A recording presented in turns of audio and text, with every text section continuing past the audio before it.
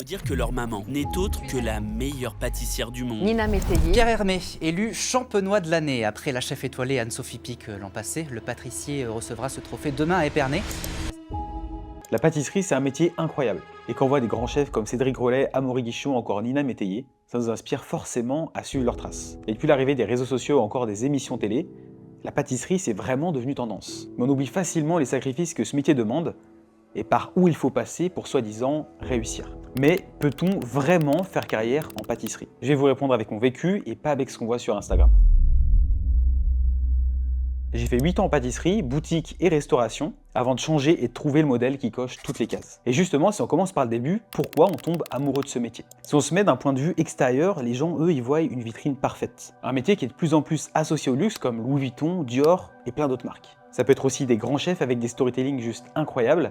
Vous connaissez forcément Cédric Grolet, et quand on sait d'où il vient et ce qu'il a réussi à bâtir, ça motive forcément. Et elle m'a dit, il faut que tu te mettes sur Instagram. Je dis, quoi, Instagram? Et elle me dit, oui, mets-toi sur Instagram, tu vas exploser dans le monde entier, c'est trop beau ce que tu fais. Et quand on regarde tout ça, forcément, ça nous donne envie de faire la même chose. Alors on se dit, je veux faire ça. Je veux créer et je veux être reconnu. Et vous le savez, quand on commence ce métier, on a tous les mêmes rêves. Ouvrir sa boutique ou son restaurant. Devenir un grand chef, bosser dans des endroits prestigieux. Et pour les meilleurs, devenir MOF ou encore champion du monde.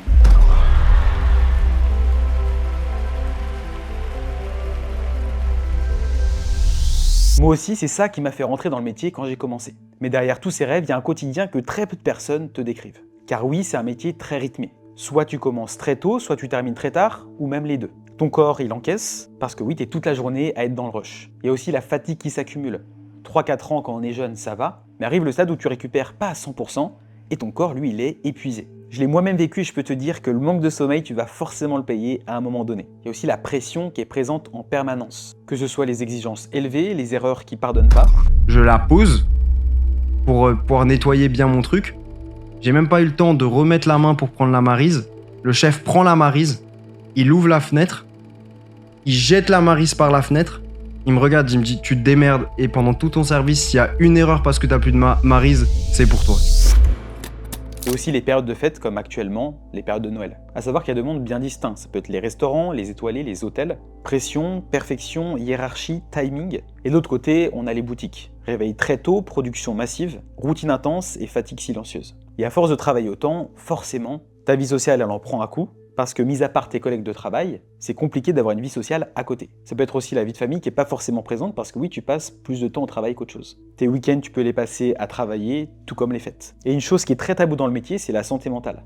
À savoir qu'il y a de plus en plus de personnes qui font des burn-out, que ce soit lié à la restauration ou à la pâtisserie. Et forcément, on la connaît tous, la fatigue physique. Alors oui, elle est présente dans beaucoup de métiers, mais particulièrement dans les métiers de bouche où on se retrouve clairement toute la journée debout à courir. Et c'est là qu'un truc bizarre arrive. T'aimes ton métier, t'aimes la pâtisserie, mais t'aimes plus la vie qui va avec. Et là tu te dis, c'est moi le problème. Et tu culpabilises. Et tu te dis que c'est toi qui as choisi cette voie, ou même peut-être que t'es pas fait pour ça. Tu scrolles, tu regardes tes réseaux sociaux comme tout le monde, et tu te dis, mais pourquoi moi je vis pas ça? Pourquoi j'ai pas cette vie? Et surtout tu commences à te poser une vraie question d'adulte, ok, et après? Est-ce que je me vois réellement faire ce que je suis en train de faire là les 10 prochaines années de ma vie? Et c'est là que j'ai compris une chose, le problème c'est pas la pâtisserie.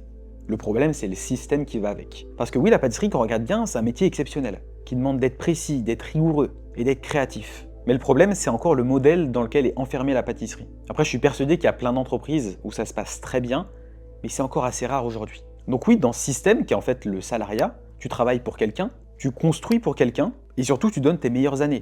Entre tes 20 et tes 35 ans, c'est là où tu as le plus d'énergie, et que tu pourrais construire plein de choses pour toi. Et le problème, c'est qu'à la fin, rien t'appartient vraiment. Et j'aime bien utiliser cette métaphore, car c'est comme si tu payais ton loyer mais que tu devenais jamais propriétaire. Donc il n'y a rien qui t'appartient vraiment. Et dans un métier comme la pâtisserie, on t'apprend à être bon, à être productif, mais jamais à évoluer. Parce que oui, c'est quoi tes réelles possibilités d'évolution? Plus de responsabilités, pourquoi 200 € de plus chaque mois? Ou encore devenir chef et gagner peut-être 2500 ou encore 3000 €. Et ça, ce sera le grand max que tu pourras trouver dans ce métier. Et est-ce que tu veux vraiment que ta vie ressemble à ça? Pose-toi vraiment la question. Ou tu peux encore devenir un grand chef comme Maxence Barbeau, Christophe Adam ou encore Nina Métayer. Mais t'as une chance sur combien d'y arriver? Et je veux vraiment revenir sur un point qui m'a vraiment marqué, c'est que de plus en plus de personnes quittent ce métier, comme la pâtisserie ou d'ailleurs la restauration.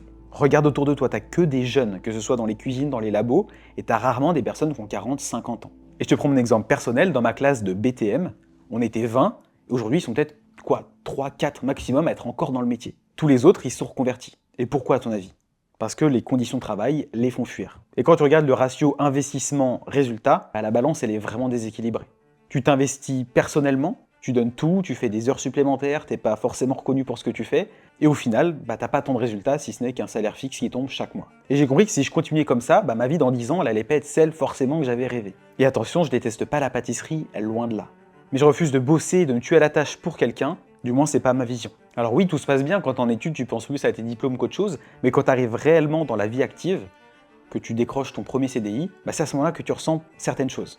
Moi personnellement, j'avais perdu toute cette motivation que j'avais avant, cette flamme quand j'allais travailler. Et plus le temps passe, plus tu te sens fatigué et moins t'as d'énergie. Et tous les matins d'ailleurs, j'avais 1 heure de route pour aller travailler et je me posais tout le temps cette question. Ok Adrien, si tu veux pas bosser toute ta vie pour quelqu'un, quelles sont les réelles options qu'il existe? Et je peux te dire une chose, j'ai tout testé, tous les business possibles et ça m'a pris du temps. J'ai commencé par essayer le business de la vente de gâteaux depuis chez soi. Travailler 70 heures par semaine pour gagner moins qu'un SMIC, non merci. Parce que oui, entre l'URSSAF, les taxes, les charges, les matières premières, les invendus, les livraisons, à la fin, il reste pas grand chose. Et je sais que d'extérieur ça fait rêver, on pense tous à cette idée forcément quand on est salarié, mais c'est plus un fantasme qu'une réussite. On peut aussi ouvrir sa boutique ou son restaurant. J'avais comme rêve d'ouvrir ma propre boutique, mais après avoir accompagné 2 de mes amis à le faire, j'ai fait marche arrière. Il faut un crédit bancaire assez volumineux, des charges lourdes, et quand tu te lances dans cette aventure-là, tu dis adieu à ta liberté parce que tu bosses 6 jours sur 7, ou même des fois 7 jours sur 7. Avec un gros risque que ça ne fonctionne pas, à savoir qu'aujourd'hui, 40% des entreprises,